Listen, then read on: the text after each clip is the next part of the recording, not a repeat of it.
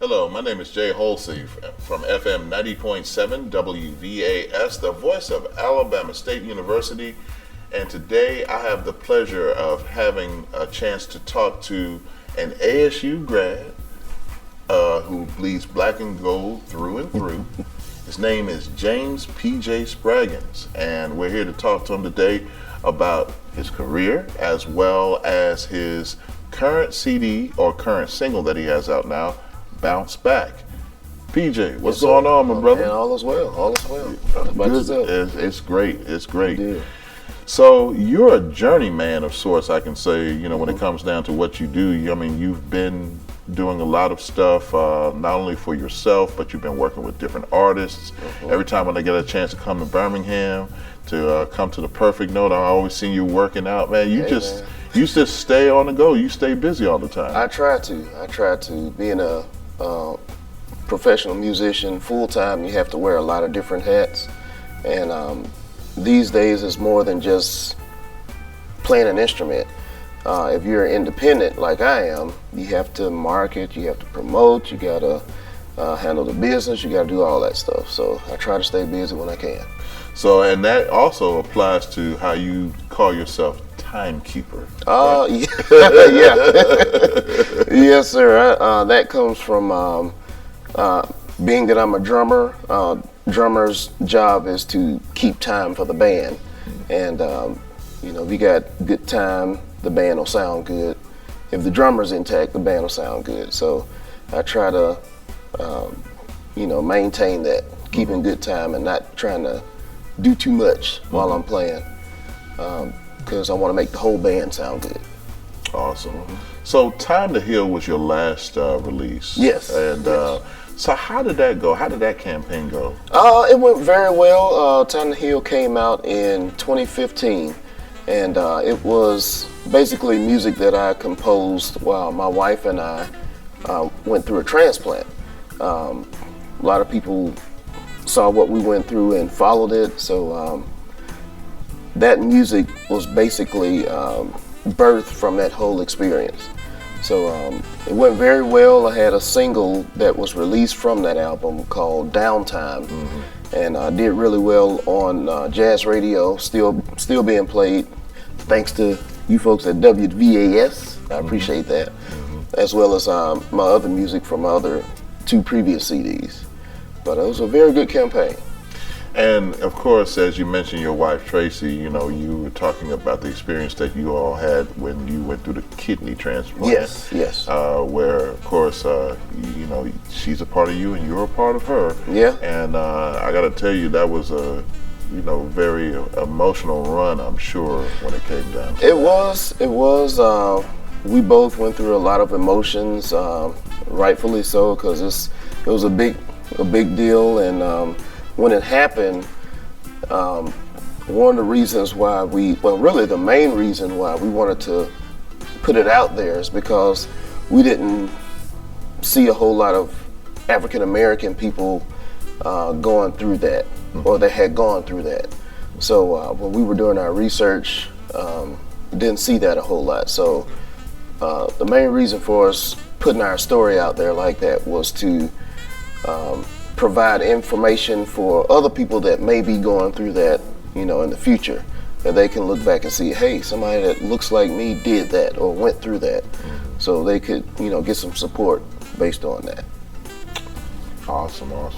So now you have, fast forward to 2019, you've got another project that you're working on now, and your debut track, of course, is called Bounce Back, and you got a chance to listen or work with saxophonist Donald Hayes. Appears on this. Donald Hayes, amazing saxophonist. He's mostly known in the gospel realm, right? But he has an easily identifiable sound, and you can't say that about a lot of saxophonists these days.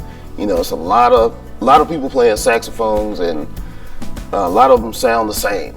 It's kind of like taking that test, that litmus test, or blindfold test, where if you play a certain piece by somebody, Yeah. or whatever, and if you can identify, identify whether that person is Miles or that person is John Coltrane. Yeah.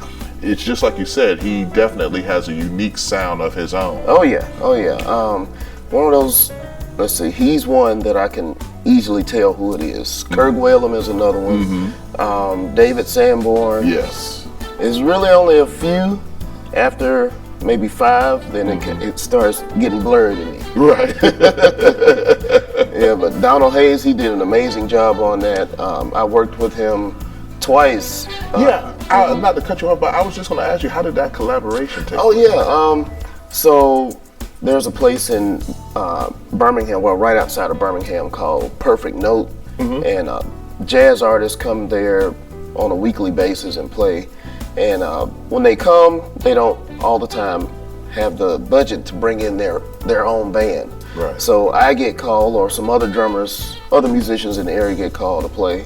And I got called to play for Donald Hayes twice.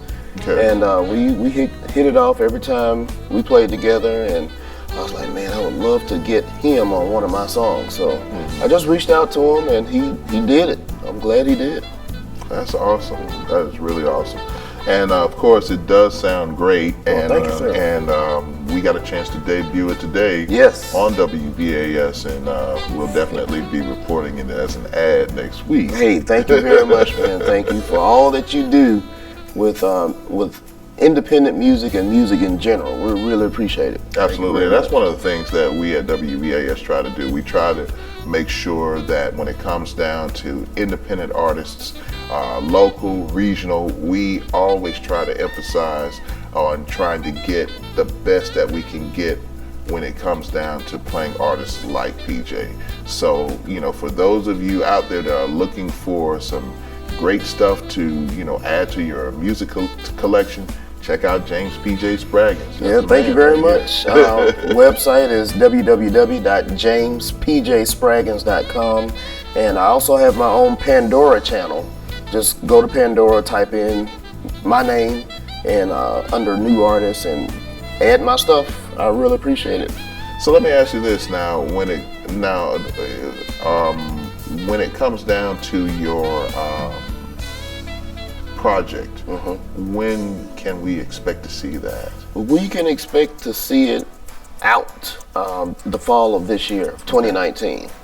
I have so far about 5 songs done. I'm trying to get to, my goal is to get to 7, 8 if possible, but I'm a big fan of quality, not quantity.